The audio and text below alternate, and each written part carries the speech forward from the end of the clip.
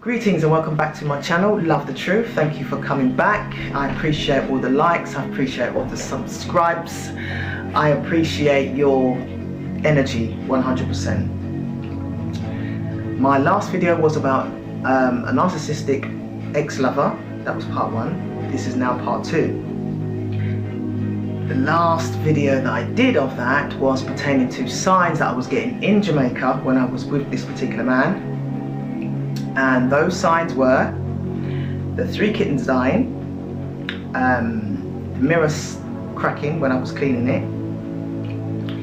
a number of dogs that were barking in the neighbourhood, and the firefly, which was my ancestors. Okay, so let's begin and carry on where we left off.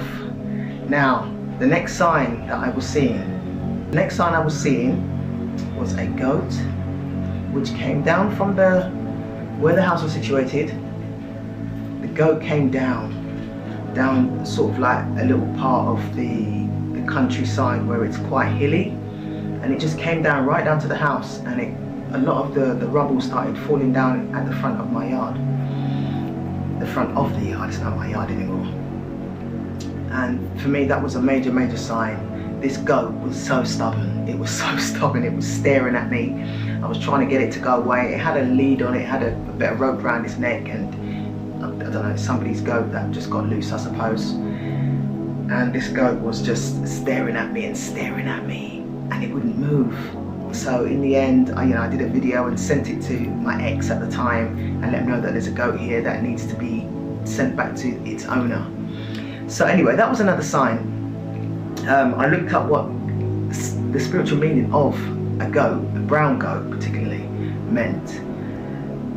Moving on, another sign I got was a hummingbird, a green hummingbird. Well, when I was on the back balcony and I was speaking out to the Most High, which is God, Creator, Vishnu, Jehovah, whoever you want to call your Creator as, I was speaking to the Creator. And all of a sudden this hummingbird just came at the side of me and just was flying in the air, just stationary as they do. But it felt like this hummingbird was speaking to me again. The universe was speaking to me in so many ways you wouldn't believe. So that was another sign. It was a green hummingbird, and it was beside me for about, it was on my left side, and it was beside me for about 10 to 15 seconds, I'd say. And I wanted to take a video of it, but obviously it was only a few seconds, so I didn't get the opportunity to do so. But however, it was a major sign for me again. Now, because of this man's energy and his behaviour, his horrible behaviour towards me, and he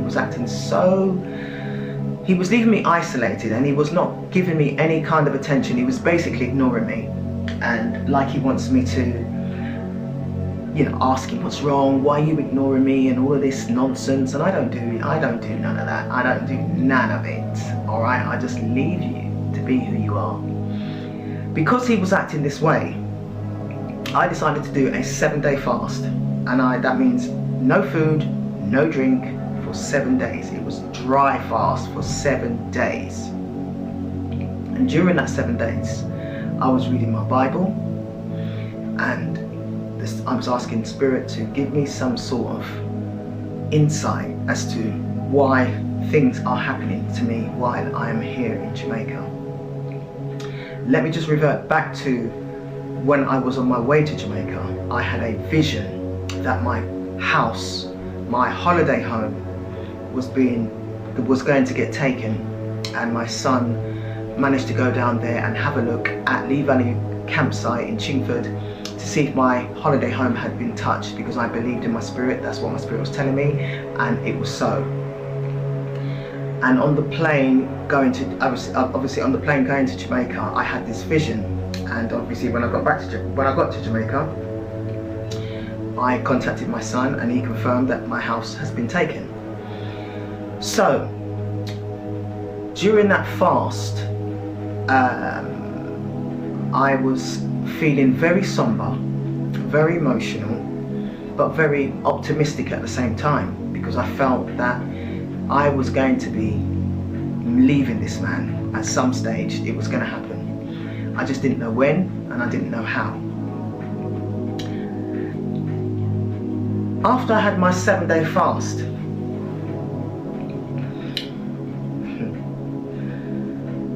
I experienced a beautiful moment of the universe. Absolutely beautiful. I was on the balcony and I was speaking to my ancestors. I was speaking to the Most High and I was crying. I've been filled with the Holy Spirit, so I was speaking in tongues as well. For those who understand that, understand. If you don't, you don't. But I was speaking to my Creator, to the Most High. And all of a sudden, 3 rainbows, and I say 3 rainbows, came out back to back. I managed to take a video, a small video, very, very small, like a few seconds, right? And a photo of the rainbow when it came out. Something inside of me was always telling me to take notes, whether it's video footage, whether just keeping my wits about me and paying attention to what is really happening around me. So that's what I was doing. So I took a video of those rainbows, and obviously a rainbow at the end of the rainbow, as the Irish say, it's the Irish look, you know what I mean? There's always a leprechaun at the end of the rainbow with his pot of gold, you know? So that was a major sign to me that the Most High has got something major for me in store in the future. On a few occasional nights, I can't identify those nights particularly, but they were full moons. On full moon nights, I had an urge to go outside at the front porch and just gaze at the moon. So I was moon gazing a lot. And one night, I was blessed to see a shooting star. If I could have taken a video of that, I would have, but I saw a shooting star, guys. And as soon as I saw that shooting star, I made a wish. Obviously, I can't share that wish, but I made a wish. And on occasions, as time was moving on, I was outside again, gazing at the full moon, crying under the moon a lot. And it felt like the moon was speaking to me. I know this is going to sound weird to you. If you don't get it, you don't get it. I understand. The system has hidden a lot of stuff from us, right? But the universe is our power, and we are powerful people. So the moon was speaking to me and letting me know that my emotions are not just a whim. My emotions mean a lot to the moon, Mother Moon. When I was under the moon, full moon, one night, I spoke to the Most High again. I said, the Most High, what do I do? What do I do about this situation that I'm in? I'm building a house over here with this man. It's all my money that's gone into it. I bought a car, which is a beat up car, but it's still a car. I put money into that. I've lost my home in England that Lee Valley Regional Park Authority have taken from me. And also my car in England, BMW, has been also taken, stolen from me and dismantled. Because I phoned up the company Redcorn while I was in Jamaica. All this was happening in Jamaica. So everything was happening back to back, immediately, one after the other. What do I do about all of this? I've lost my home and my car in England. What am I going to do about here in Jamaica? What am I going to do about this property here in Jamaica and the car? The Most High said to me, leave it all behind. I said, what? The Most High said, leave it all behind. And the Most High specifically said to me, remember Abraham. Abraham's in the Bible. And the Christians out there, and maybe Muslims and other faiths out there, know who Abraham is in the Bible. A very wealthy man. So when the Most High said that to me, I said, you know what? I'm going to do it. I'm going to leave it all behind. So when I made that decision, I walked back in the house, I decided to get my stuff together because I was ready to leave that country pretty much straight away.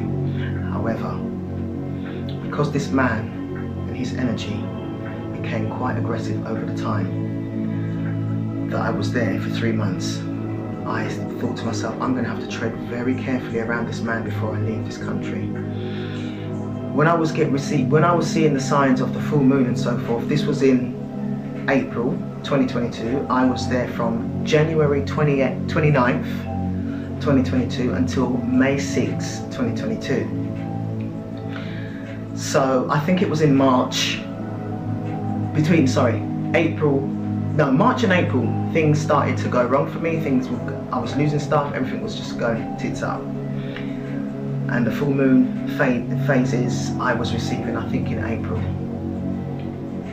So from his behaviour was becoming disgusting, which I'm going to share with you. I've got a list here that I've had to write down so I don't forget anything. I decided that I'm going to start packing up my things and just living very, very, just basically out of my suitcase now, literally. Now I'm going to share with you his behaviour, okay? So bear with me. So I was living out of my suitcase, as I say. Now I had a dream one night. Most High gave me a dream, and this was a beautiful dream. And the dream was something that was promising that the Most High was going to give me in the future. Excuse me. When I woke up out of the dream, I mentioned it to him that the Most High said he's going to bless me with blah blah blah. And when I said it to him, he went quiet, and then all of a sudden he started to stutter. He started stuttering and say, I know that the Most said that the Most High, I God bless you, but there was a but. Them things take long. That's what he said. I thought to myself, well, I'm patient. I don't care about that. I'm being blessed. Right, so let me move on 1 minute. I'm now going to share with you his behaviour around me while I was there for the 3 months. It was horrible. It was a horrible, horrible, horrible, horrible man. Horrible. Right? He was ignoring me, he was isolating me in every way, shape and form. I remember one time that we went fishing. This made me laugh because he never caught any fish. Right? He never caught no fish. Anyway, when we got there, I was sitting down near the seafront, and he said he was going to go and get some worms to put on the fishing rod.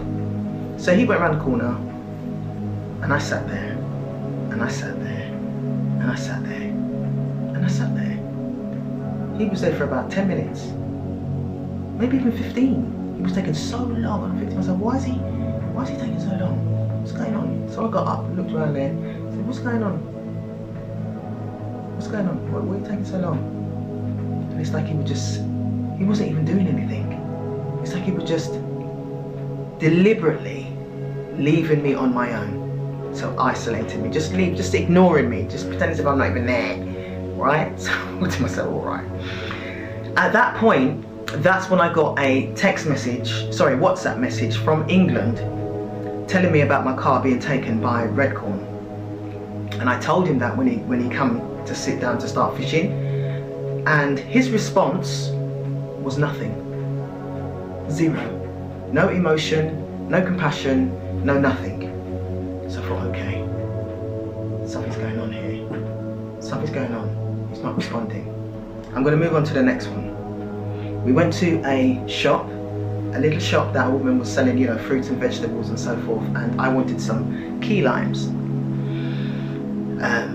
So I went into the shop, and this is during the COVID thing, everybody's wearing a mask and all that nonsense. And she said to me, oh, you can't come in here without no mask on. I didn't wear no mask, I'm rebellion there. Every nonsense that the fiction matrix tells you to do, it's all nonsense, it's all lies, it's all deception. So I didn't do none of that, sanitizing hands and all that nonsense. So I went in there to go and pick up the fruits and all of that. She said, no, you can't touch this, you can't touch that, you can't touch this, and can't touch that. I said, all right, no problem. And I just walked out. Now he overheard her shouting at me and telling me that I can't touch that. And then he comes storming in, and started cussing her and screaming at her. I'm like, mate, you know, I'm calling him by his name, I'm not going to say his name. Like, mate, come, don't worry about it, just leave it, it's all right, there's another shop down the road, we'll probably get key lamps from somewhere else, we don't have to bother with all of that, I'm cool. So he ended up, he was vexed, his face was just always vexed, always, every single day his face was vexed. So we got in the car, drove around, and I managed to get my key limes. Next situation. When I found out that my house was taken as I predicted from my vision, when I was coming to Jamaica, I told him in the house that we built that, you know, that my house has been taken. You know what he did? Do you know what he said? Nothing. It's like, oh, nothing. He didn't have any kind of emotional concern about my house being taken and my car being taken. Now this response that I'm getting from him, which is nothing, is a major red flag for me. Major. Let me tell you the next one. Before I tell you the next one, he says to me, I can't believe how calm you are. But he never said it like that. He said, we can't believe how calm you be. And I said to him, well, there's no point me kicking off because it's all, what's done is done. It's done now. So I just have to think about a solution to get this all rectified, if possible. But however, I already know what the Most High's already told me. You know, it is what it is. Now I'll move on to the next one. One day we was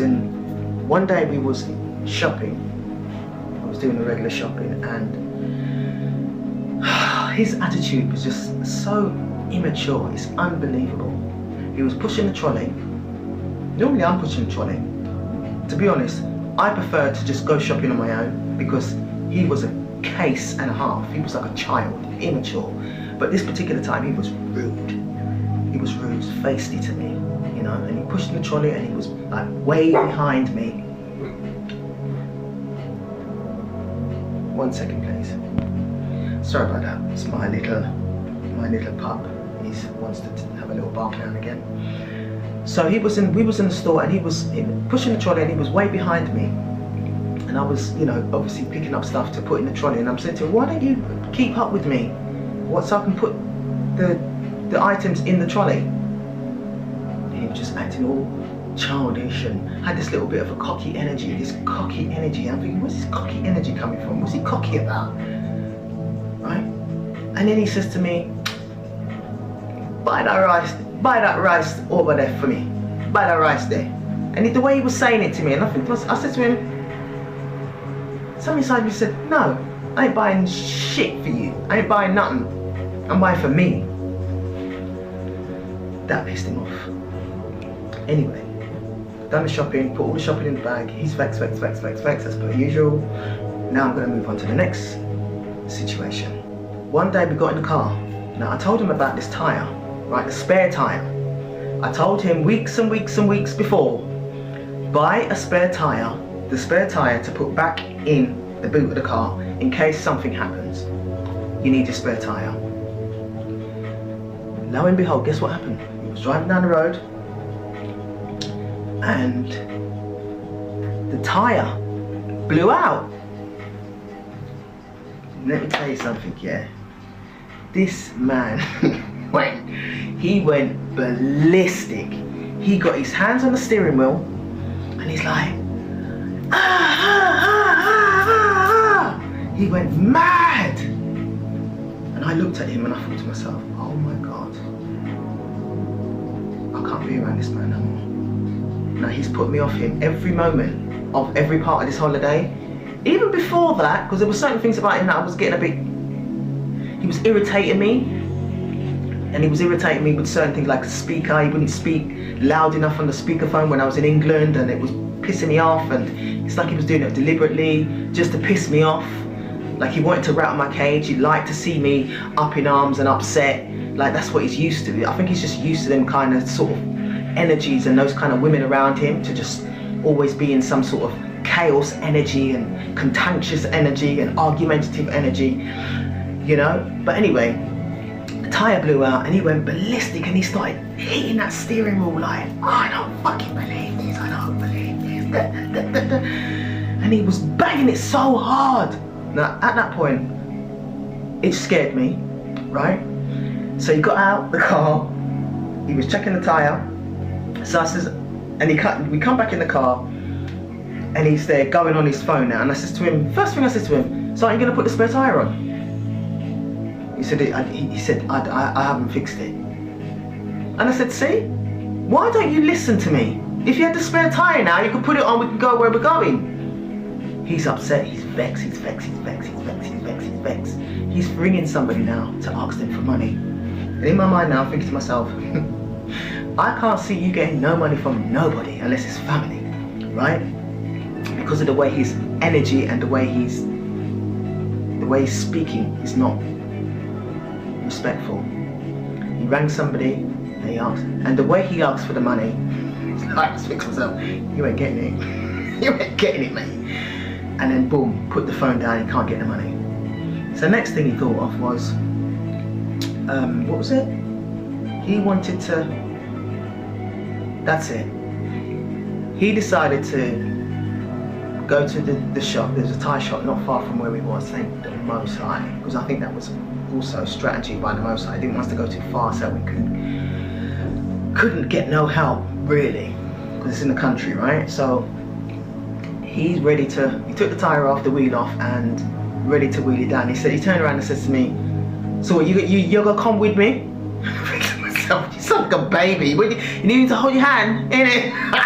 You need me to hold your hand? While he's wheeling it now. I said, alright, I'm coming. So I followed him, and I'm like, about, 20 feet behind him. And he's wheeling it all the way down. I'm looking at him and I'm laughing. I'm thinking, you are so pathetic, man. You are so pathetic. Immature, childish fool. I don't know what's going on with you, bro. But we can't see me and you lasting at all. Anyway, we got to the shop. The man said it was going to be $1,000. He asked me for $1,000. I said, no, I'm not giving you $1,000. So he got even more upset. Now, we then walked to his brother's, and he had this walk, man. This walk was so funny. You can put it on YouTube as a clip, as one of them shorts, man. You see him walking, giving it all this, giving it all this, and giving it all this, and I could see the energy of, he's angry, he's really mad. Got to his brother's, and him and his brother decided to cut a coconut. His brother cut the coconut. He could have done it with his eyes closed. He did it so quick. Like the brown coconut is inside the green coconut, right? So he smashed that, boom, boom, coconut out. My ex now, he's on the floor and he's banging. He's got a cutlass and he's banging and he's banging and he's banging. I'm just laughing. You're so upset, mad, vexed, angry. You can't even cut the coconut. Your energy is so off key. It's so not in alignment with the right frequency for you to be in the right mind to even cut a coconut. Like, wow. Anyhow, after a few moments, his brother pulled me aside, sort of thing, and showed me around his house. And then his brother said something to me and says something like, you know, so that a man can feel very insecure when a woman have more money than them. Now, when he said that to me, I thought to myself, right, there's something going on with this family, you know, and me. They've got an issue with me. And my ex has been talking about me behind my back to his family. And probably said, oh, she have money, you know, and she not give me none, or whatever he said, I don't know. But for him to make a statement like that was like, wow, shocking. And you know, I turned around and said to him, I said, mate, I don't know why you're even saying that to me anyway, because my house in England and my car in England has been stolen. So I have no home and I have no car. He looked at me and was shocked. To the point, he didn't say anything else. He changed the subject completely and just moved on. That was one situation. I was clocking up everything, mate. I was clocking up everything, and I'm putting 2 and 2 together and coming up with the right math. Hold that thought, because I got more. Now one day we was driving somewhere, and again his energy's off key, and he says to me, "Can you see me driving a 4x4 one day?" But he said it in a Jamaican terminology. I was saying, you can't see me driving a 4x4. I wanted to laugh, I'm thinking, where on earth is all this stupidness coming from? Like, what the heck? I says to him, I'm thinking in my mind, I says to him, yeah. And in my mind I was saying to myself, not with that kind of attitude, right? So that was another scenario. Hold that thought. I got more. Now one day, when we was at the house, right? I tell you, I can read energy like a book. I can read people's energy like a book. I could tell that he was agitated, right? And I could tell he was agitated about something really, really stupid and trivial. And it was about the gate. Where we were building a property, right?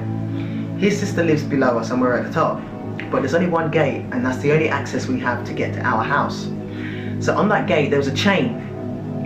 So when you shut the gate, there's a loose chain that you have to hook onto a piece of a nail that's, you know, in the wood. So when you wrap it, you can either wrap it on, it's got links obviously in it, and you link it on the nail. Now, one day, he was traipsing up and down in the house, and like he was monitoring his brother-in-law, right, with the gate. I'm thinking to myself, he is gonna say something, you know. I could tell in his energy, his whole body language, everything, he was gonna say something. And lo and behold, boom! This man come out and he started cussing and screaming at his brother-in-law, saying, why you lock up the gate so hard for? Why you lock it up like that for? So he's basically saying, why are you locking the gate? So, you know, it's just too secure, it's too tight. Why are you doing that? And I'm thinking to myself, is this guy for real? Is he really kicking off over something so ridiculous? He cussed. Let me tell you something here. I ain't never heard anybody cuss their own family like this. Like, this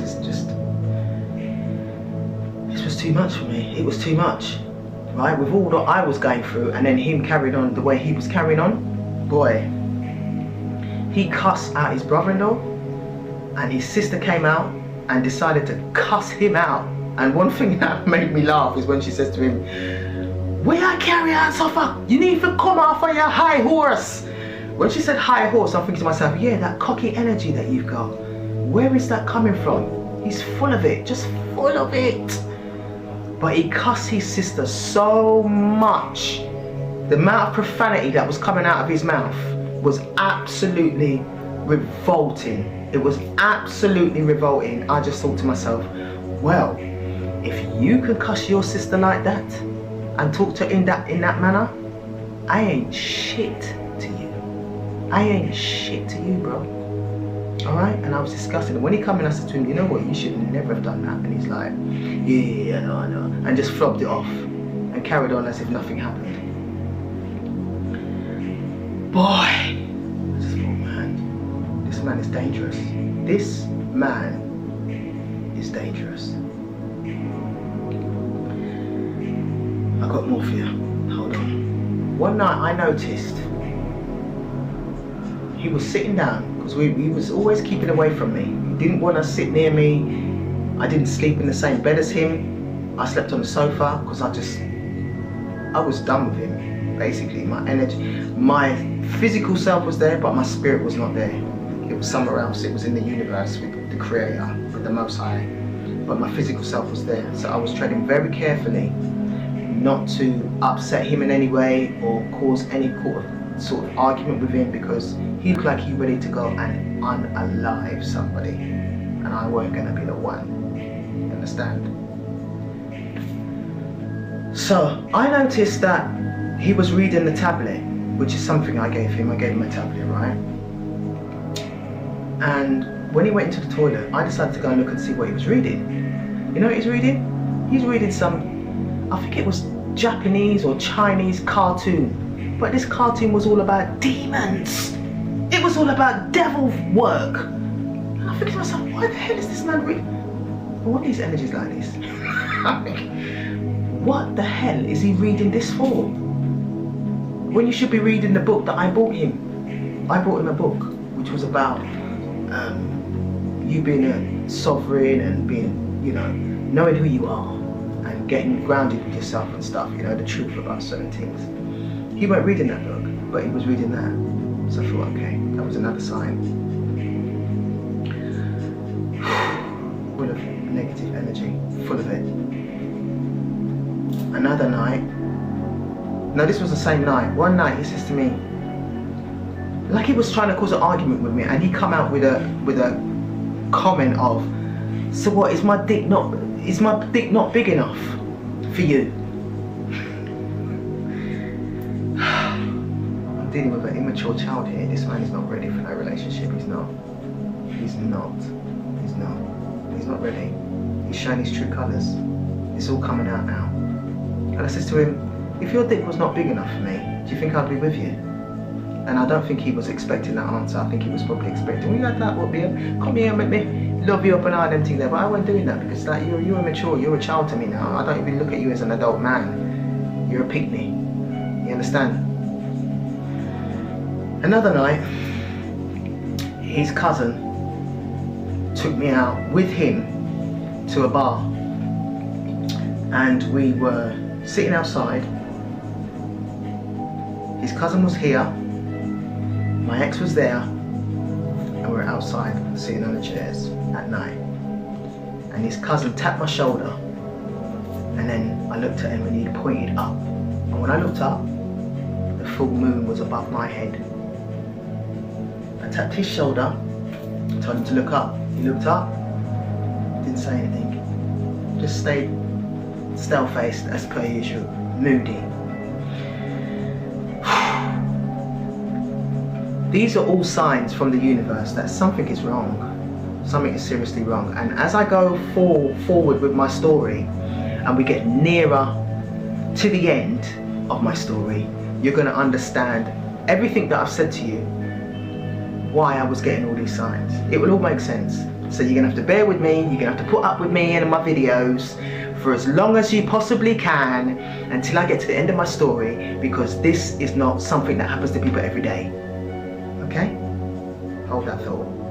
He gave me a lot of silent treatment. He watched me cry. He watched me being emotionally distraught. And he did not give me any sort of attention, love, care, compassion in any way, shape or form. He just left me on my own to deal with everything on my own emotionally. Okay? When I was out, gay full moon gazing, that's the only time he actually came out and just took my hand and escorted me back into the house. But that's it. That's the only time. Like he felt sorry for me for that moment, and that was it. When he was coming back from work one day, this was during the daytime, he was coming up the hill and he was walking up towards the house, towards the door, and I was standing right at the door, waiting for him to come up. And I was watching his every move, and he was walking up and his head was down and he looked upset. I could see he was upset, like still upset, vexed. And as he walked up to come to me now, he's like, he didn't see me at the door. But as he came up to the door, he saw me, and it's like, it was literally, he shapeshifted in front of me, instantly. As soon as he went, big smile on his face, but it was a fake smile, it was fake. He shape-shifted, like he turned into a different man, literally. Blood clot, how may I deal with you? What is this in front of my face? Hold that thought. there was moments where he was laughing at me, mocking me, saying, oh, you have enough dark rings around your eyes, man, and started laughing, and, you know, would mock my physique in some way, shape or form, and say snarly remarks and stuff. And these things, I just ignored it anyway. These things don't bother me. You can say what you want, I couldn't give a monkey's, I love myself. Yeah, so one day, when I was putting on my trainers, he was at the front door and I could see the back of his head, right? I was putting my trainers on,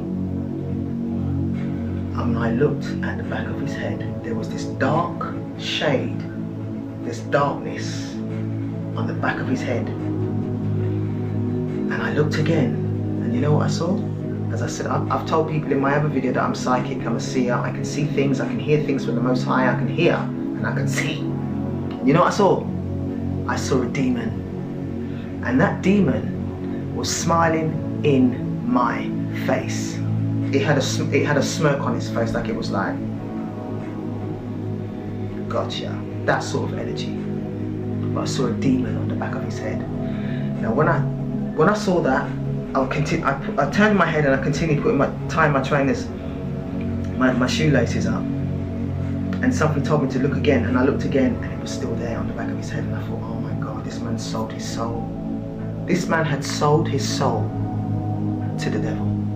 I'm telling you, I know that. He sold his soul. So from I saw that, I thought, right, Soph, remember SoFlo video? There's a guy called SoFlo. His YouTube videos, shout out to SoFlo. I was always watching SoFlo videos from 2020 onwards. And one of SoFlo's videos, he was showing and mentioning about Jamaican men unaliving their partner because their partner wants to leave them.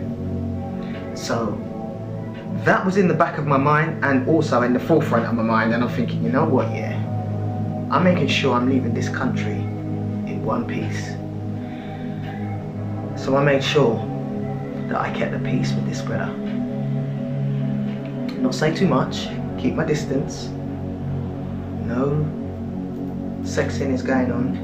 You know what, no, none of that. You want to left here on this country here fast. Isn't it? Alright, hold that thought.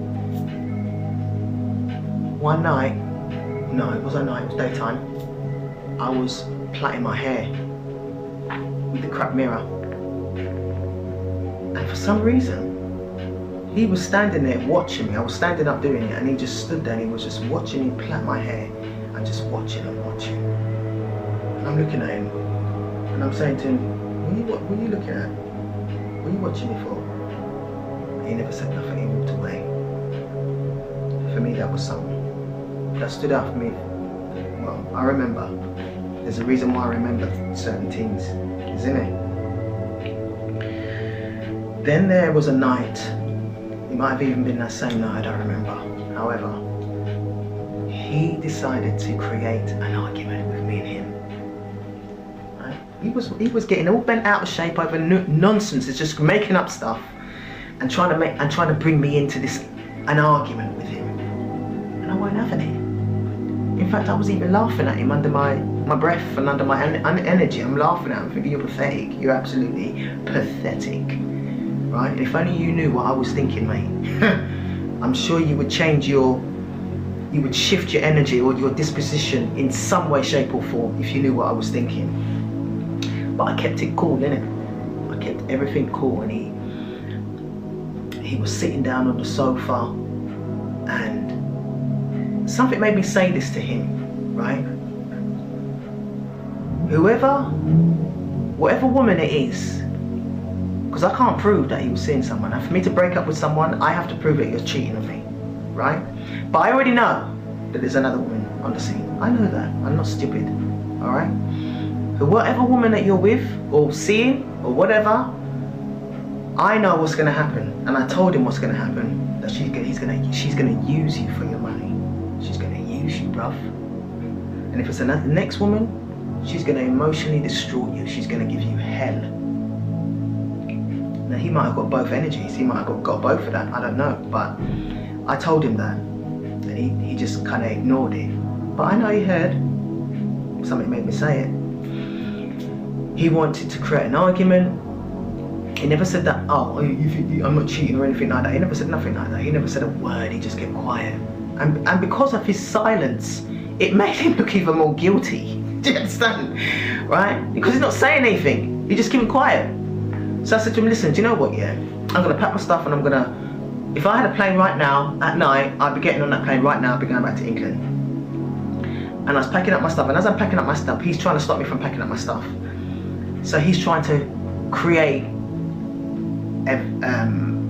you know, some sort of physical contact with me. He wants to be physically abusive with me now, yeah?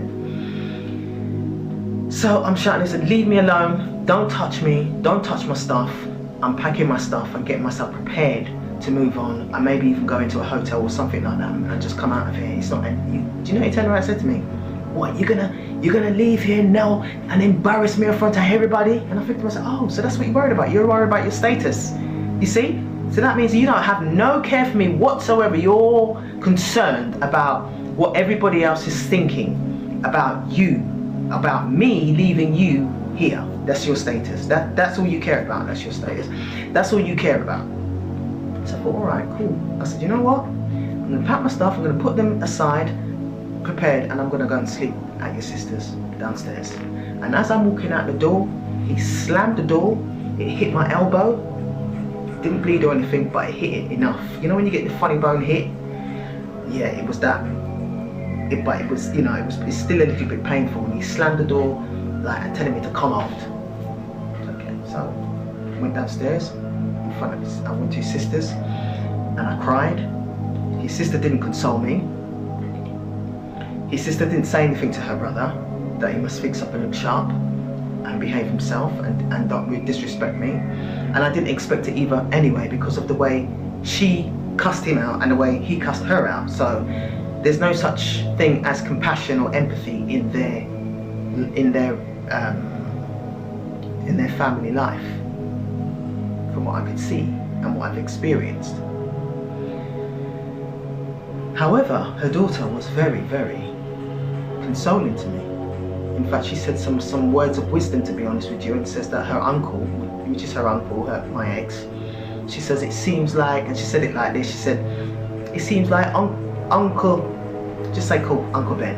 Uncle Ben soul buried in the bricks when he built up there. When she said that, I started laughing, man. I thought, wow, you are one switched on little girl, man. And she was, what, 16 at the time? She said that his soul must have been buried in the bricks that he built of the house. In the house, you know what I mean? So like, wow. But anyway, I slept on the sofa. It was only a chair sofa, so I slept on it. It was very uncomfortable. And it was in the same room as theirs, as the couple, because it wasn't a big place that they had. And I was just waiting for grand rising, for sunrise, for him to get in that car. The car was so beat up you could hear the engine from a mile away. So when he got in the car, hear it rev it up, vroom, vroom, vroom, I knew he was out of the house. And the minute he was gone, I went back upstairs, got my shit together, and just carried on with my day as normal. I still enjoyed my vacation. I went down to the river.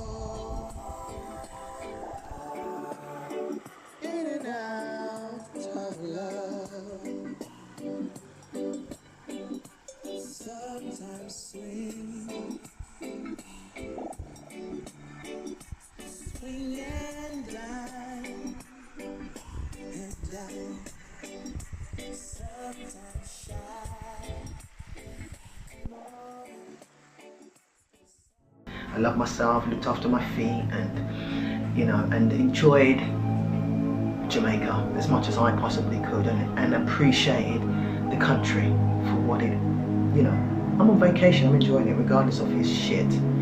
and what I'm going through. I still stayed positive.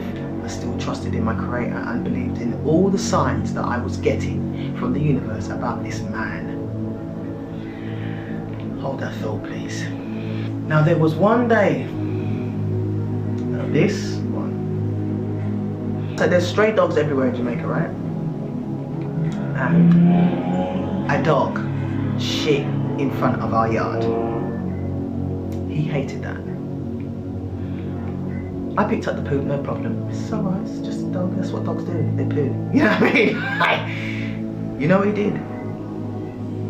As soon as he got wind, as soon as he got wind of that I was picking up the poo, he picked up a stone and he threw this stone at this dog, and this dog whelped. This dog screamed, and I didn't even see the dog, but somehow he managed to aim that stone at the dog, and it licked that dog so hard the dog screamed out, whelped. And when he did that,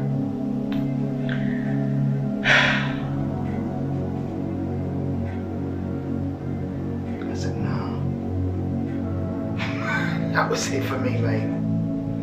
I just said, you are wicked. You are wicked. You have a demon in you. You have a demon in you, bro. Whatever kind of demon that is one wicked, heartless demon. There's no word of a lie. You got a demon in him. Fully 100%. From you can lick an animal like that, just for pooing. I must mention that when I called his mum, I tried my best to, keep in contact with her, and, I already met her. She came to Jamaica, and I wanted to let her know that, look, things are not right with your son, and I wanted to tell her what was going on. And I rang her, and she came on the phone, and I was crying, and you know what she said to me? She says to me, don't worry, just be strong. Because I don't get involved in my children's relationships. Just be strong. And that was it.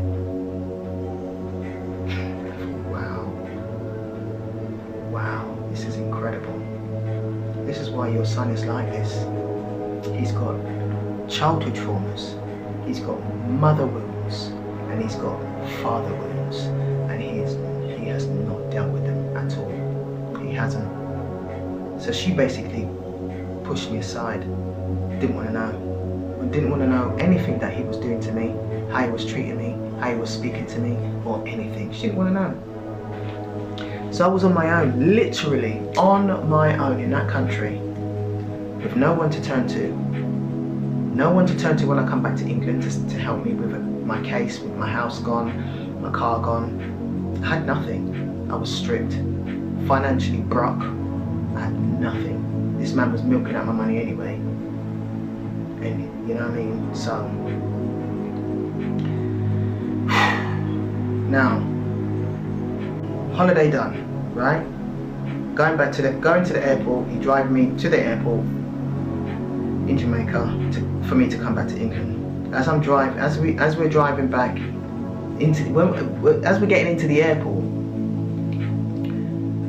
he says to me, "You gonna miss me?" I have to laugh because this is just mad. It was a mad thing. It was just, this man is stupid. He's so dumb. It's like children out there that are under the age of 12 are more intelligent than this guy. I was thinking to myself, what the hell did I pick up?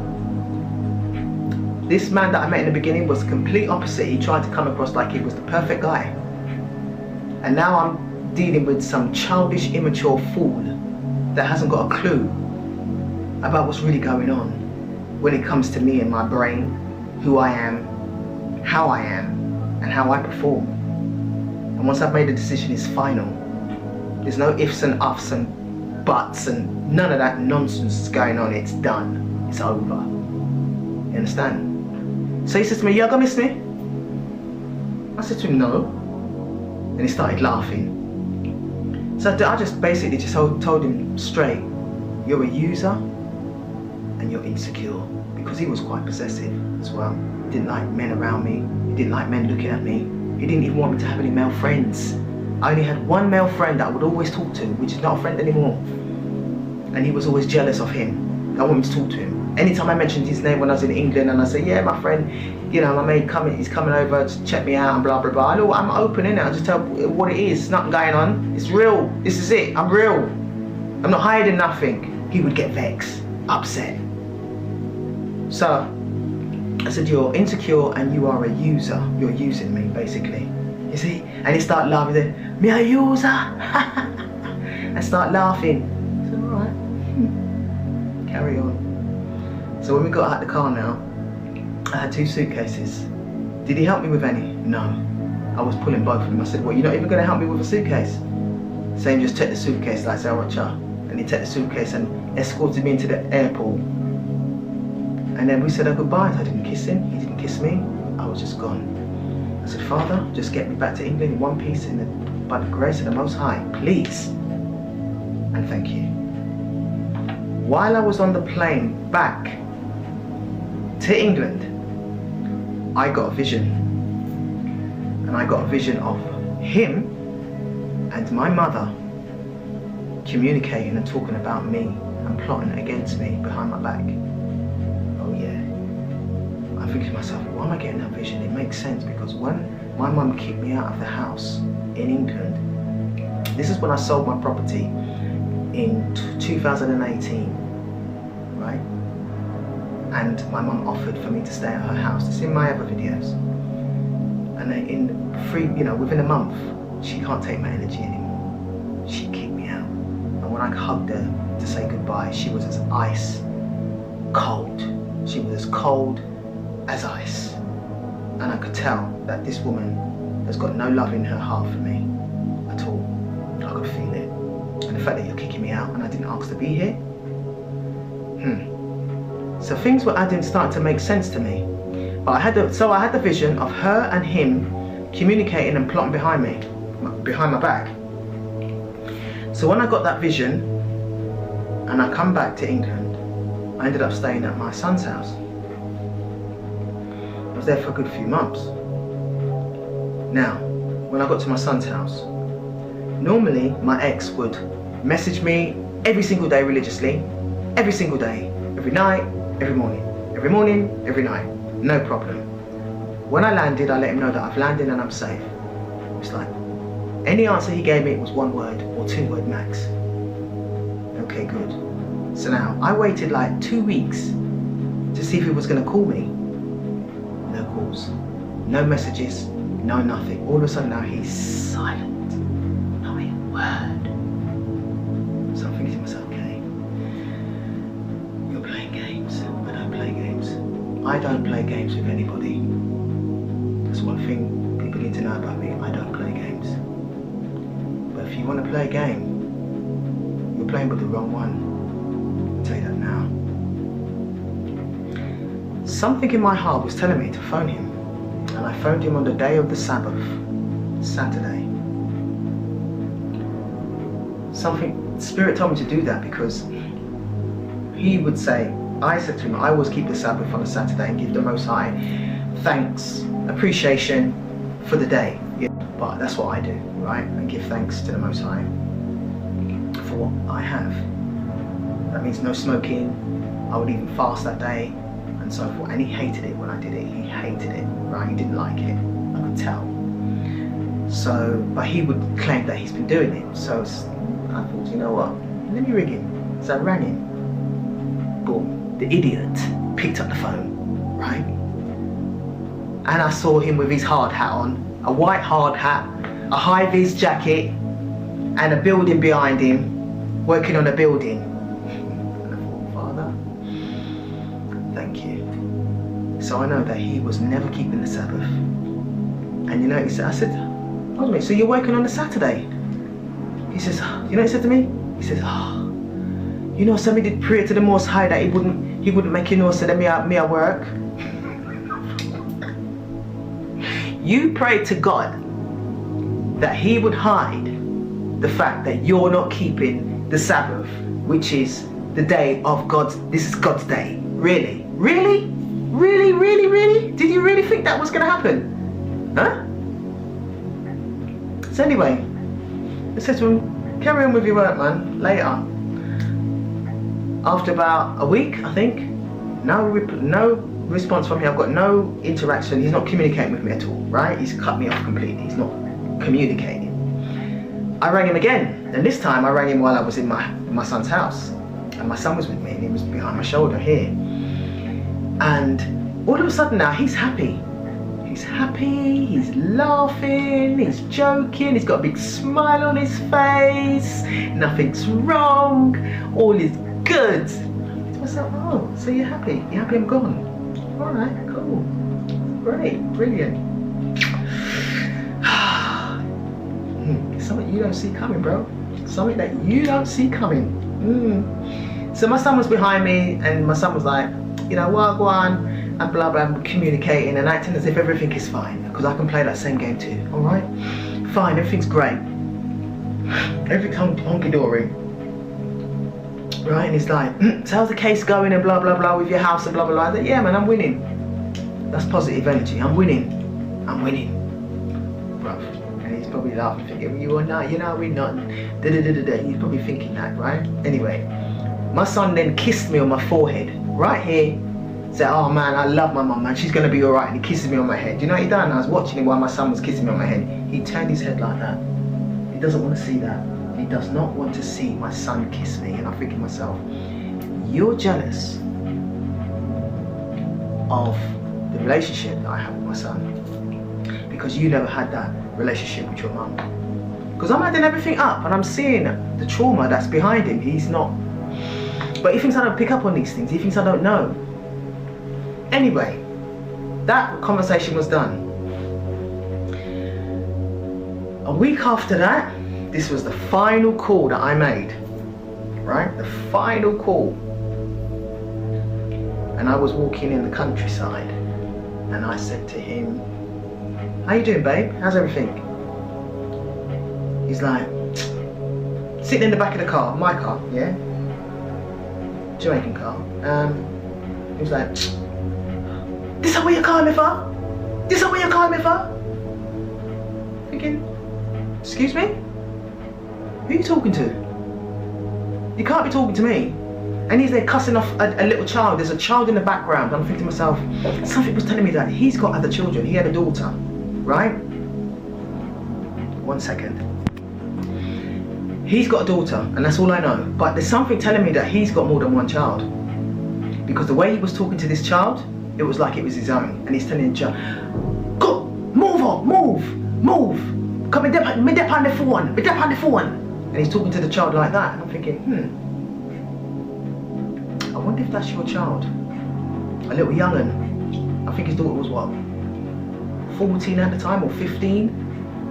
But this child sounded like it was like 5, maybe 6, maybe even 4. But young, very young. So he come with this attitude of, this is what you're calling me for, this is what you're calling me for, and I'm asking you, how are you, how's things? So when he said that, I said, it's alright, it's cool. You don't have to say no more. I said, listen, if you can lie to me, since you want to come with that attitude, if you can lie to me about keeping the Sabbath and you're not keeping the Sabbath, you can lie to me about anything. I said to him, you could even be cheating on me for all I know. You know what he did? He just went like this. That's what he did. And I thought to myself, you are one stupid, dumb, idiot, fool. I'm ashamed that I even met someone like you. You're so stupid. Biggest fool I've ever met, honestly, all my life. All the men that I've ever been with, he's got to be the dumbest one that I've ever come across. That you are actually you're not saying that you're doing anything. Anything that I'm saying, you're not saying a thing. So that makes you guilty, bro. You're not even trying to defend yourself. So that was the last call, as far as I was concerned. That he ain't ever hearing from me again. Never. it's over. So I decided to wait.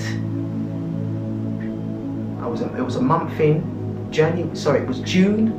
When I landed 6th of May, I waited until the 14th of June. And that's when I decided to email him, WhatsApp him from both phones. I've got 2 phones, with the same message, email, that is over. Dear, blah, blah, blah. Just say, Ben. Dear Ben, it seems like we're not spiritually connected. I don't like the way you spoke to your sister and your brother-in-law. I hope you meet the right woman. I don't think we're meant to be. You can keep the house. You can keep the car. I wish you well in all your future endeavours. All the best, Sophia. In so many words, that's what I said. Excuse me. When I WhatsApped that message now, I knew he was mad. I knew he was mad. Mad! I knew he was mad. He messaged me back on WhatsApp and says, oh, now you're showing your true colours. Here we go. Here we go.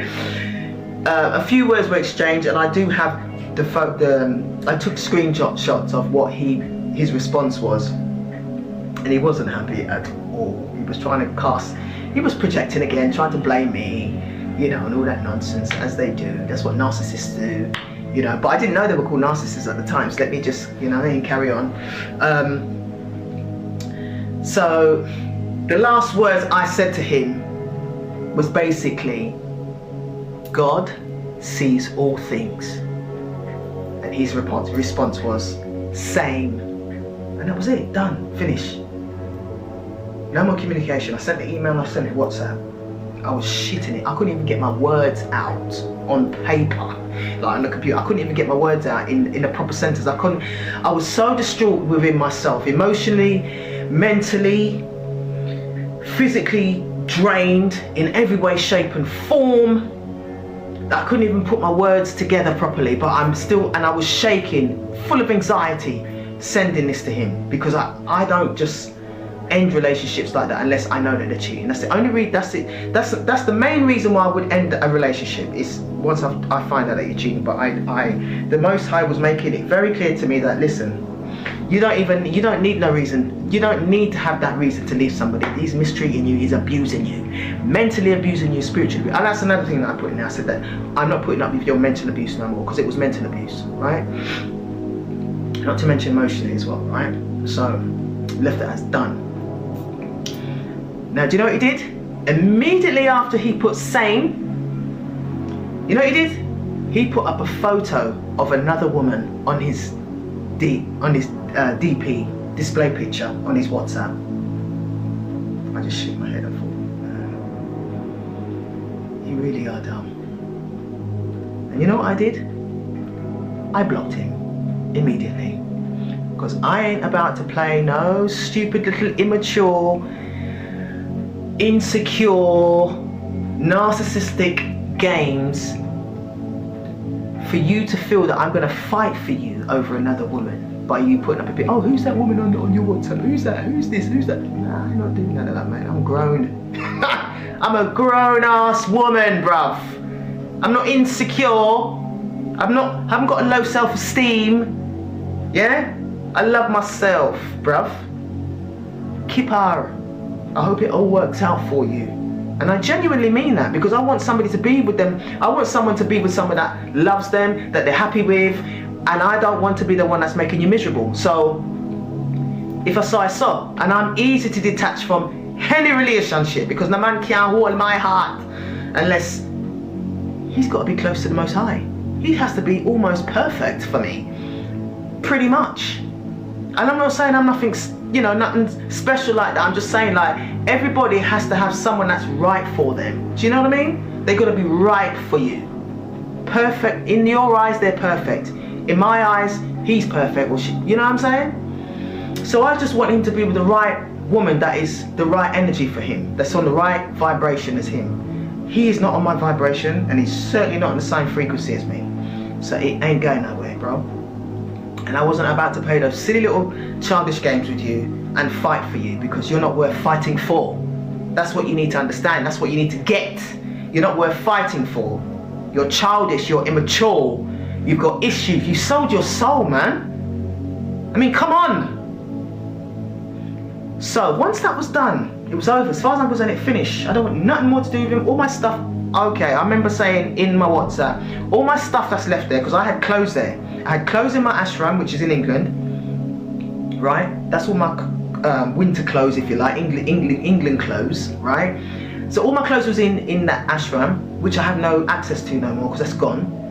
And all my summer clothes was in Jamaica. And all I had was a couple clothes left in my suitcase, which wasn't much at all, because most of my clothes that I brought from England was summer clothes to Jamaica. So I wasn't about to bring all my summer clothes back to England because I've got England clothes here, right? So I said, you know what, I don't just bring out, I just made sure I brought certain things that I didn't want him to have, which was a couple of caps that I brought.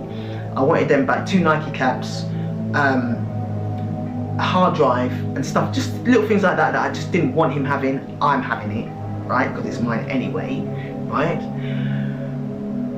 In case I don't come back, because I was prepared for that. But however, I did say to him, if my stuff being in the house irritates you, bothers you because we're over and everything, and it's reminding you of me and all of that stuff, you're more than welcome to take all my stuff out and bring them to your auntie's house and let them stay there or whatever. It's up to you. Hear him now? Oh, you think you can manipulate my family by using my family for your stuff and all that? I'm thinking to myself, oh, do you know what? You know what? Do what you want with my stuff.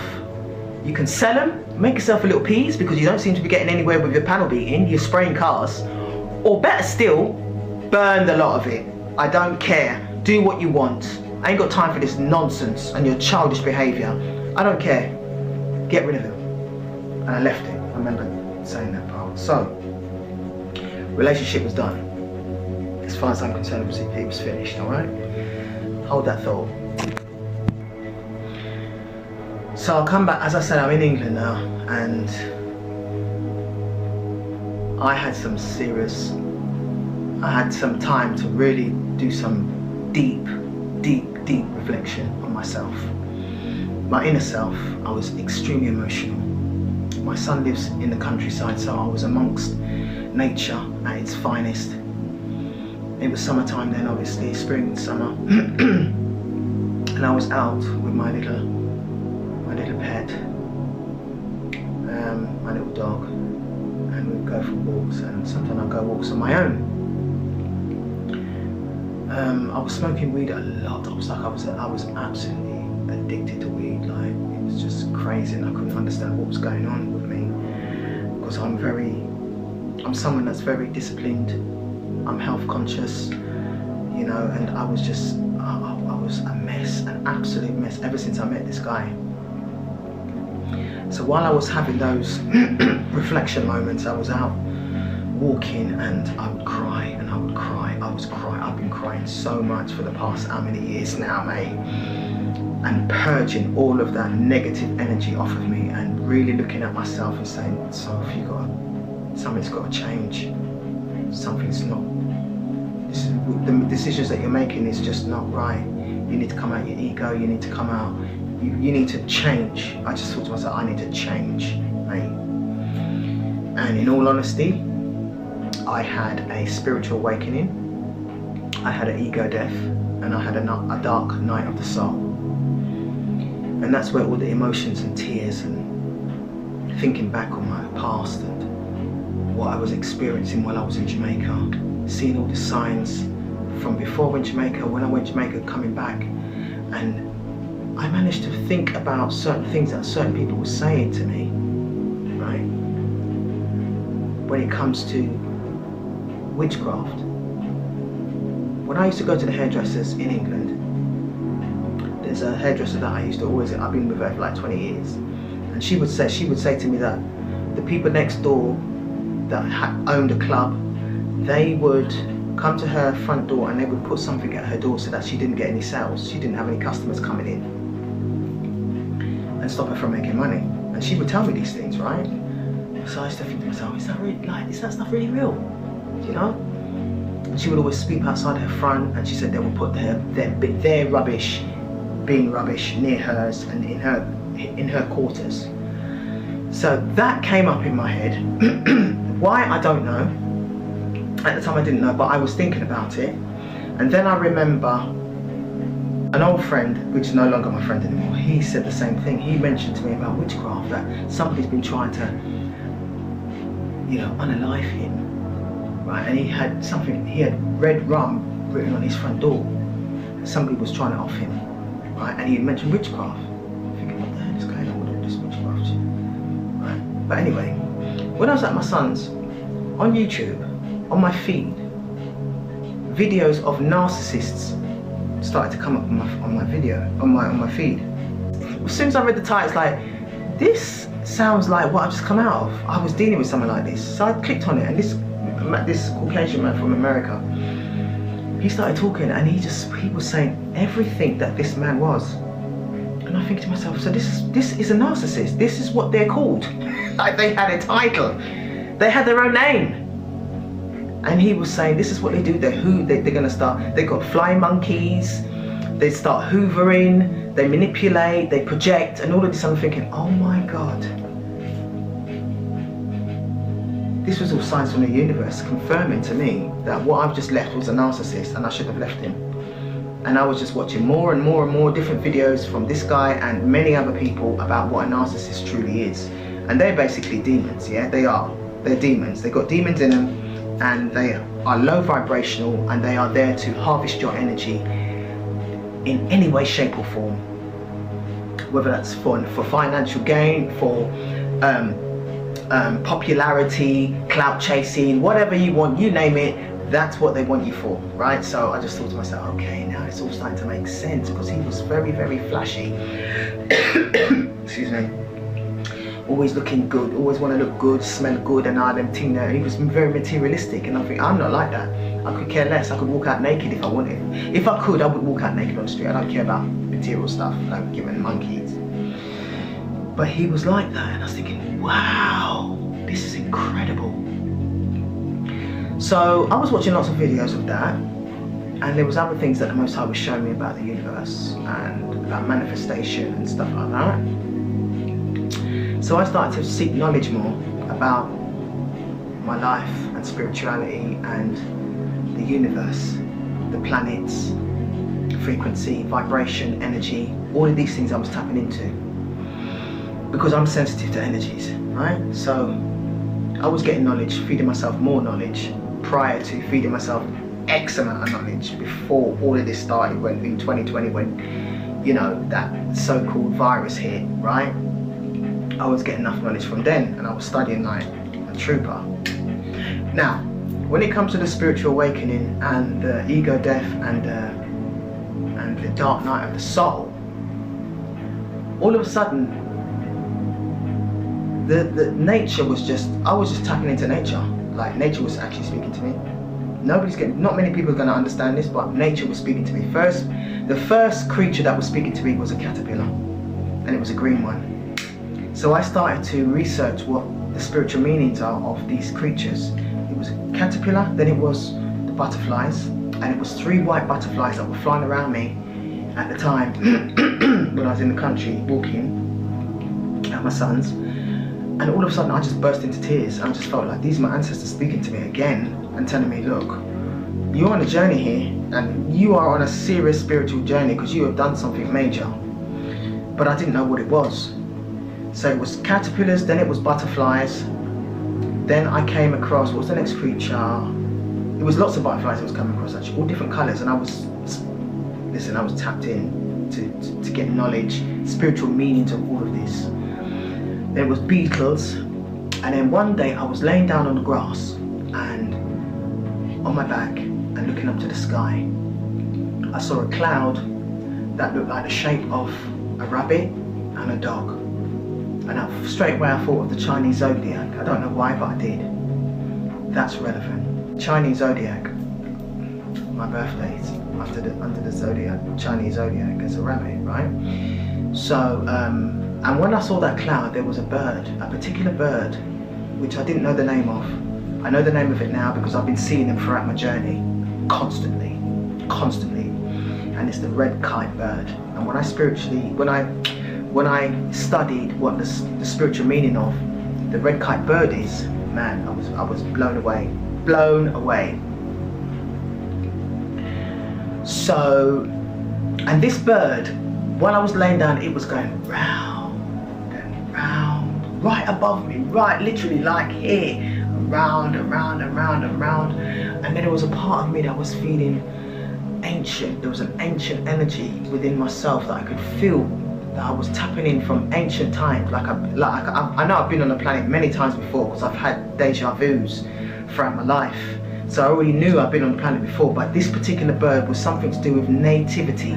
It was to do with ancient natives back in my ancestral days, right?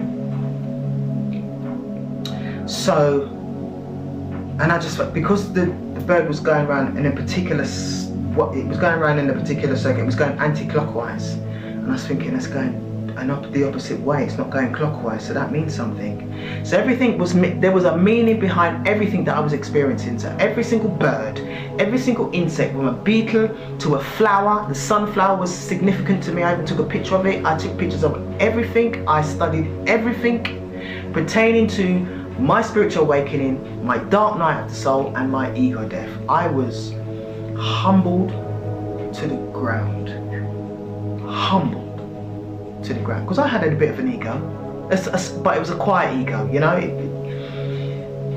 But I had an ego, and I had an ego death, and rightly so. I needed it. Right, so now I'm going to fast forward and go forward towards when I moved from my sons. I stayed at a friend, which is no longer a friend. He became, you know, verbally abusive towards me. So I ended up moving from there. I ended up in a shared accommodation with 2 other women, and that's when I started to really tap into my ancestors that were speaking to me on a regular basis. I started to feel in my spirit. I started to think about everything, the visions that I've been having about my mum, about my ex, and family. My family was in my dreams a lot. My family was in my dreams a lot. I'm not going to say who specifically. Well, actually, I'm going to be specific and say my mum was definitely in my dream, right? Because I didn't have there was one dream I had about her which wasn't nice. But my dreams was about my family a lot. Now, when I started having these dreams a lot in this particular place, I ended up getting a phone call from one of my family members in the States. Me and her don't ever speak. Never, ever, ever, ever speak. The only time we've ever spoken, excuse me, was when my brother died in 2002, and she rang me with, you know, with her condolences. But even though it didn't feel real, it didn't sound like she was laughing to me underneath her breath, really, to be honest. I've never liked her, to be honest with you. She's my cousin, and I've never liked her. There's something about her I've just never took to her. My spirit just does not sit right with her. But her and my mum got on very well. I mean, my mum don't get on very well either. Right? My mum would always be fake around me, and I could feel her energy. I know what she's all about. I've seen the way she is when growing up. I remember everything. A lot of things when I was growing up around her. I didn't live with her, I was living with my grandparents, but anytime I did see her, and anytime I did go to her house, maybe to stay over one night or whatever, I remember everything. What man she was with. I remember so much stuff, and I know that this woman never really liked me, right? And I didn't know why. But she would always try to steal my life. That much I know. She didn't like it when I was happy and, you know, people loved me and stuff like that. She didn't like none of that. Anyhow, my cousin rang me, and I think to myself, what's she ringing me now for? Well, my house has been taken, my car's been taken from England, I've lost the relationship, that mash up, my house in Jamaica gone, my car got everything mash up. Me not have nothing, and all of a sudden, she's ringing me. Red flag. I didn't answer. I blocked her. And that's when Spirit said to me, something has been going on with my family and that man in Jamaica. I had more dreams and I got more clarity. Spirit spoke to me in so many different ways you wouldn't believe. You wouldn't believe. And as I started to put the pieces of the puzzle together, because it was all clues I was getting throughout my journey, clues and hints as to what is really going on behind the scenes, and it felt sinister. A lot of things felt sinister, like people were out to get me. I felt gang stalking. It was gang stalking. It was gang stalking with the system, with my house and my car being taken. I know that my family's involved in it. Okay, I know that they're involved, right? I know that the whole system, the justice system, the police, the judges and the lawyers and everybody, they think I don't know what's going on, but I know, because my ancestors are telling me what's going on. When I was writing letters to the police and so forth, right? My ancestors told me to write specific things in that letter, and one of the specific things that my ancestors told me to write in there, which I thought, what? They told me to write something. They said, write this down on the piece of paper.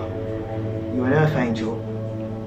I already know about my birth certificate being fake, because I'm supposed to be born on the 30th of May, and on my birth certificate it says the 13th of May, and it's in letters. It's not numbers, it's letters.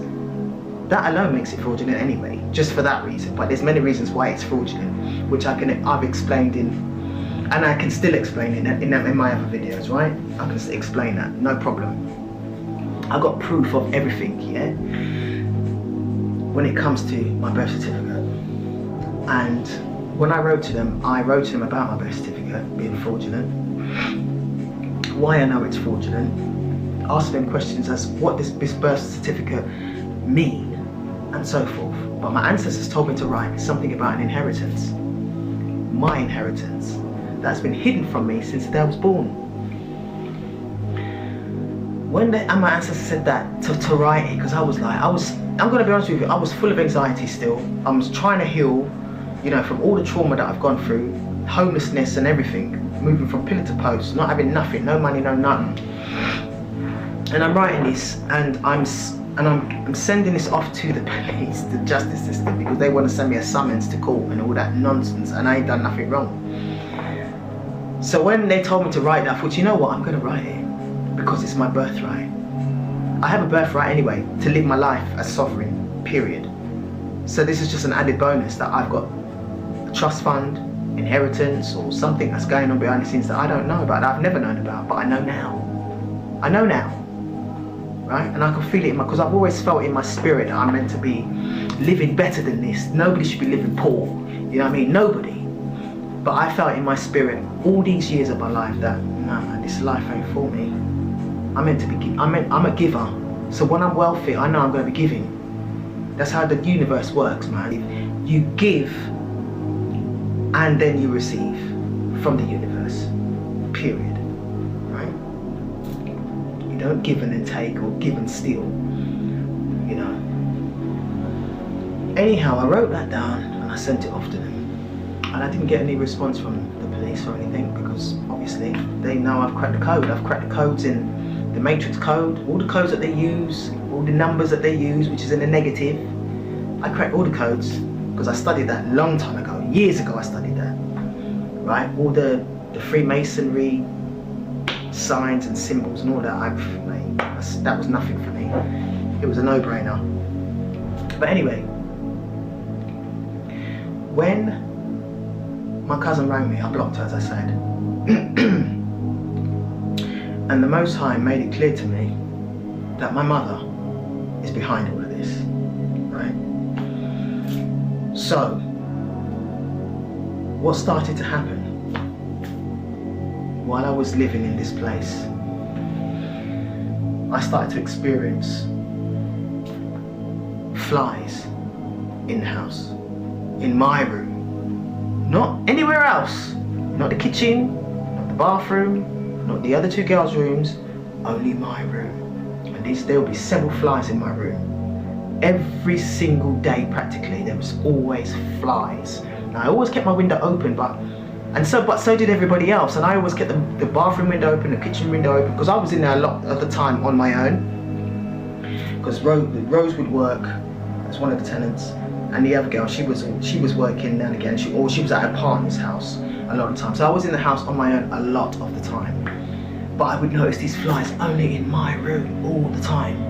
So I started doing my research on what's flies mean, spiritual meaning of flies. They are called monitoring spirits.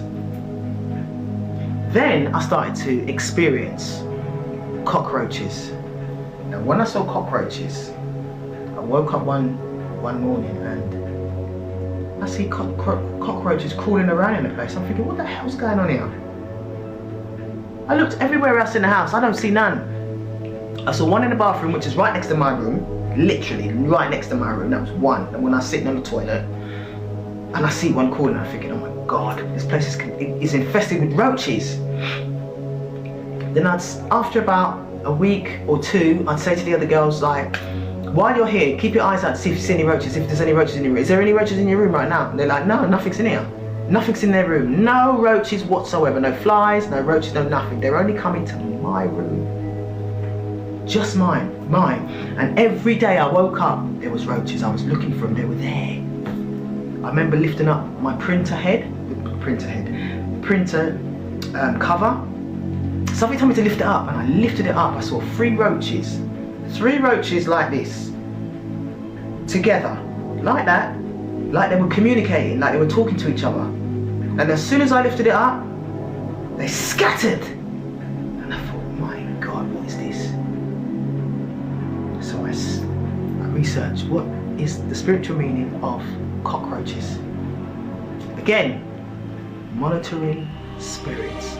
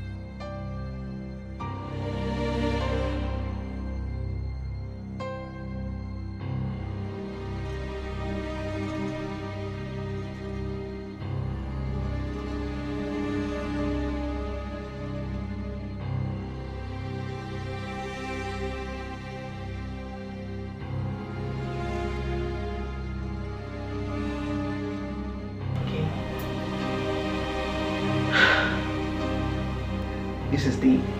This is some deep stuff, guys. Not only monitoring spirits came in there, ants. There was an infestation of ants in the bathroom and then in the kitchen. When I see these ants, I remember coming back from the gym and opening that kitchen door and it's like, boom, ants everywhere. In the kitchen, overtaking the house, and I'm thinking, oh my goodness me, this is out of control. This is some serious shit that's going on behind the scenes that I cannot freaking well see. However, I started to notice some things on my body that started to deteriorate. First thing was happening, and this was happening when I was in England anyway, started my hair falling out.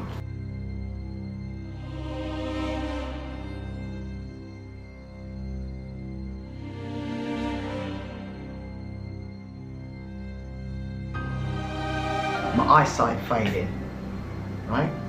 Then I noticed I started to stink. My body odor, it started to stink. And I'm a clean man, I'm a clean woman. My son thinks I'm OCD. So I started to smell my odor. Freaking heck, man, I'm stinking. I had 2 sets of clothes that I was wearing, right? And I would always wash them pretty much every day, right? And every time I took them out of the wash, the armpit area stunk. And I have to exaggerate because it's the truth, right? They were stinky coming out of the wash, and I'm thinking, bomba clot, man. And that's when the witchcraft came into my head. My hairdresser told me about witchcraft. My ex-friend told me about witchcraft. That's another one I forgot. His sister in Jamaica. She said that her partner was cheating on her, and the woman that he was cheating with, she did a love spell on him. It was witchcraft on him. She mentioned it to me, and the woman lived down the road from her. That's another thing I forgot to mention. Yeah? So that those things were coming back to my mind, so I'm thinking, this is witchcraft, man. This is freaking witchcraft that is happening to me. Voodoo, black magic, spell casting, rituals. That's what's going on. Another hint that I got that it's all witchcraft and black magic. My body, apart from the stinking, right? I started to get rashes underneath my breasts.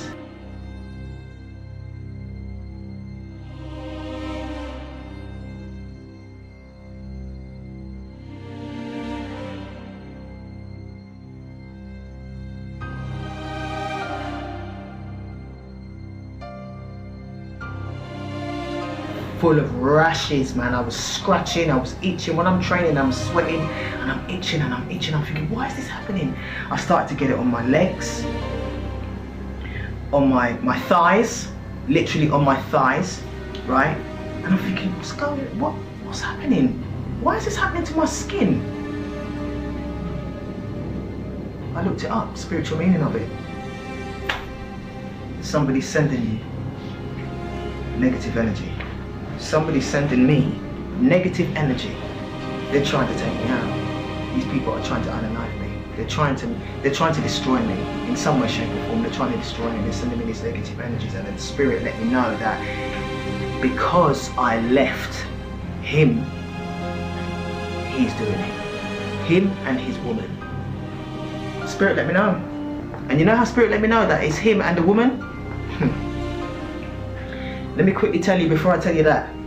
My mum, right, throughout my life, after my grandmother died in 95, there was a couple of moments where couple of times that she would say to me, let's get a tarot reading. Let's get a tarot reading to see how Nanny's doing, you know, and see what, you know, just tap in. And I'll be like, I don't want to do that. What do I do that for? Let Nanny rest in peace, and yeah, I know she's alright, she's in a better place, man. She's with the Most High. She's alright. And that would piss her off that I didn't want to do it. And then one day she said to me, she was living in East Acton then, she says to me, so why don't you come down and get a tarot reading? I'm like, Mum, come on, man. I don't want to. Why do you keep talking about tarot readings for? Let's just find out what's going to happen in your future and stuff like that, innit? It's good. I'm like, no, I don't want to do it. She says, oh, come on, I'll buy this, and you know, you can come down, you can chill out. I'm like, all right, fine, do it. So she got a woman to come to her house, and she done a tarot reading for me. And to be honest, I can't remember what word she said. It didn't mean, because my heart wasn't in it, so I didn't care what she said. I don't want to know about the future. I live for today. Yeah, this is right now is the future. What I do today is the future, as far as I can see life. I don't want to know about what's going to happen in 10 years, 5 years down. I don't want to know. So I couldn't tell you what. I remember her saying something about H. I remember a H and a H name, something beginning with H, and that's about it. I can't remember anything else. So going back to how I found out about them two, I found out by YouTube, on my newsfeed, boom, tarot readers start coming up on my feed. I'm like, what a blood clot this? I'm not into no tarot, I don't look at this stuff. But I think to myself, well, all this witchcraft that's going on, maybe it's got something to do with it. So I started listening, I looked at the title, it says, if I can remember what the title said, I'd be able to relate back to you, but it was something on the lines of you've just left your ex or something like that, and blah blah blah, something to do with the ex. So when I listened to it, they was telling me my story that I just left from this guy, word, literally almost like word for word. And I'm thinking, oh my god. So he's got another woman, which I was right about. Most High's confirming that by this. And this woman, whoever he picked over me, is doing witchcraft on me. But guess what? They were sent to do this to me by my own mother. They were getting paid to do that shit, man. To unalive me. And that's the truth. That is the truth. They were doing witchcraft on me. Black magic, voodoo, jar spells, mirror magic. That's the moon magic. Blood moon magic. They were doing it all, man. All of it. And I had to start covering up my mirrors at night. Every night I was covering up my mirrors. I had to go and buy some crystals to protect myself, protection crystals. I've got them on. I had to go and buy sage up my energy. I had to do so much stuff to cleanse my energy, make sure my area is always spotless. I cleaned every single day, every day. Because when you leave your place untidy and not cleansed, and it harbors dust and stuff like that, that gives negative energies room to come in and leave negative energies in your place and around you. They had pieces of my hair in Jamaica. Yeah, he kept my hair from the time I was going there, from 2018, from day I met him. And he had my hair, and she had a strand in my hair, and she was doing witchcraft on my hair. Yep, that's why my hair was falling out. So all this time, mate, everything that I've gone through since 2018 to 2022, and in fact until now, we're in 2025 now, near the end, these people have been doing witchcraft on me every single day. Every full moon that comes, they're doing witchcraft on me. Every new moon that comes, they're doing witchcraft on me. And I can feel them in my energy. I know myself. The Bible says, know thyself, yeah? I know thyself. I know when somebody else's energy is in my energy, because it's not me. I know how I operate. I know how I think. I know how I feel. I've been mentally, spiritually attacked. I've been physically, spiritually attacked. Emotionally, spiritually attacked. All right? But what kept me alive is my faith. What kept me alive is my high vibrational energy, my frequency, staying in alignment with the universe in a positive way. That's what kept me alive.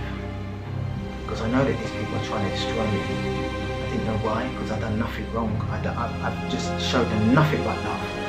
Shared everything that I possibly could, because I'm just a giver. And these people are trying to destroy me.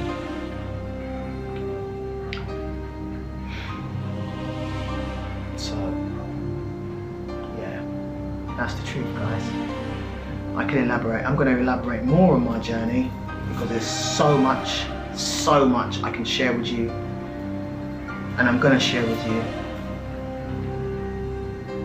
However, I've managed to get through this because my Father above, my Creator, for you it might be Allah, for you it might be Jehovah, for you it might be Vishnu, for you it might be Buddha, it might be God. For me it's my Creator. It's my divine Creator, the Almighty, the most powerful source of all creations. That's what kept me going.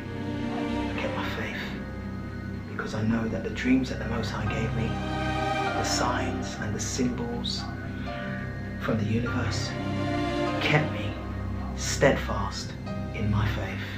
And to be honest, I was more than happy to do it, because the Most High has worked miracles in my life long before this. Little miracles, but for me at that time it was major.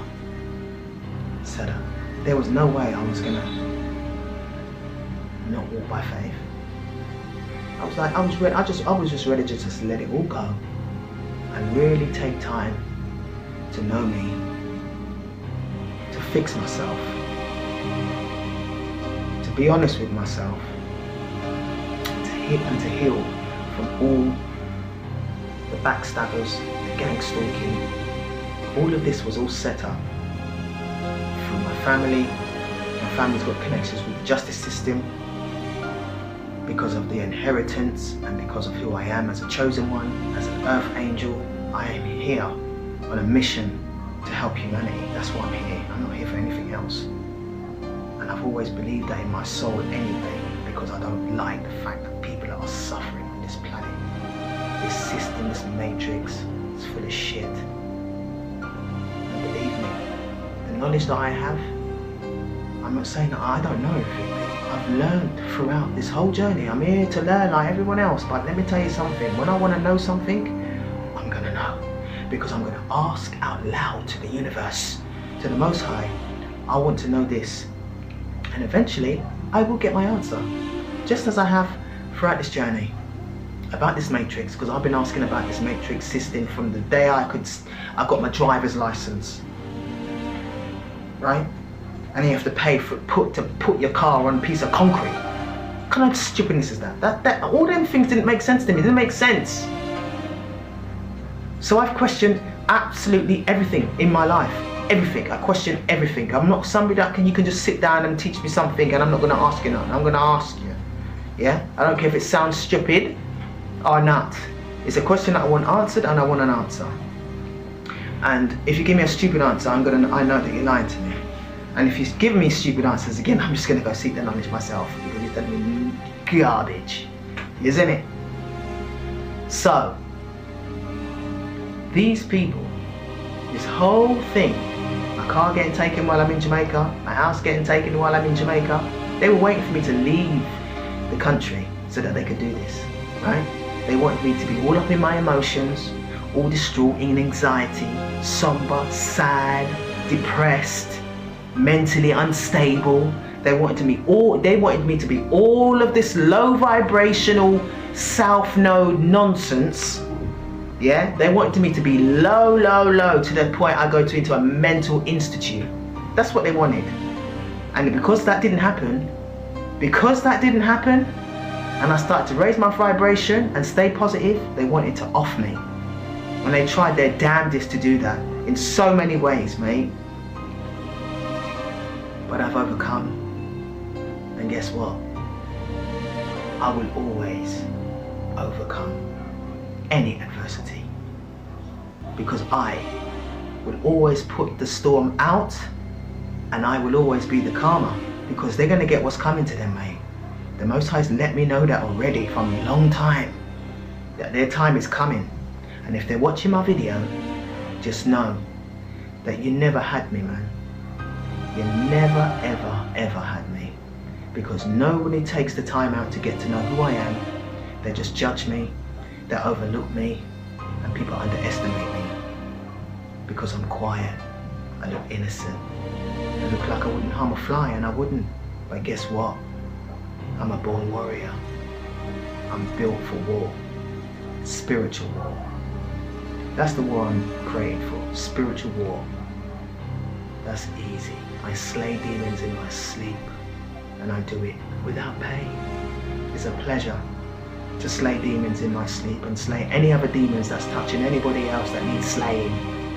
Because I'm somebody that will always look out for somebody else if they are hurting or in need of help. I will always stick up for somebody that is in the right or being treated wrong. Can't fool me. I'm freaking miles ahead of you. Never judge anybody. There's only one judge in this universe, mate. Only one. And that's the Creator, the Almighty, Jaja, the Most High, Allah, Buddha, Shiva, whatever you want to call them. There's only one judge. Peace and love to every one of you. Thank you for watching my video and share this video. people need to know the difference between positive and negative energies. And people project a lot of negative energies on one another and don't even realise that they're doing it. People that are jealous, people that are envious, people that are haters, people that are red eye, people that are evil eye, all of that is negative energy. People that speak bad on you, spells.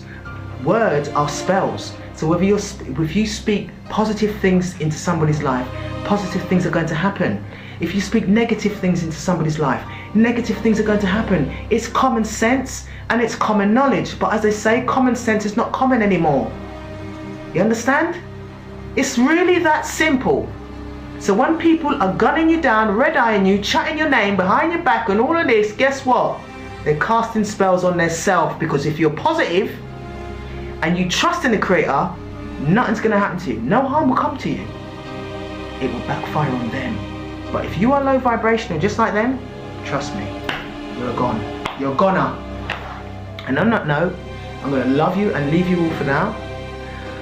I'm sorry I've taken long to be posting out videos, but I'm sure you can understand why I've taken so long, because so much negative energy, spiritual attacks that have been coming towards me on a constant basis.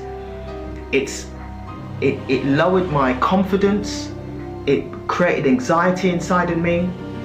It made me feel worthless. A lot of the times I felt that I'm just not myself. It's taken a lot of time for me to heal, but as time has gone on, I've gotten better, and here I am. I'm back, and I'm back with a vengeance for the Most High.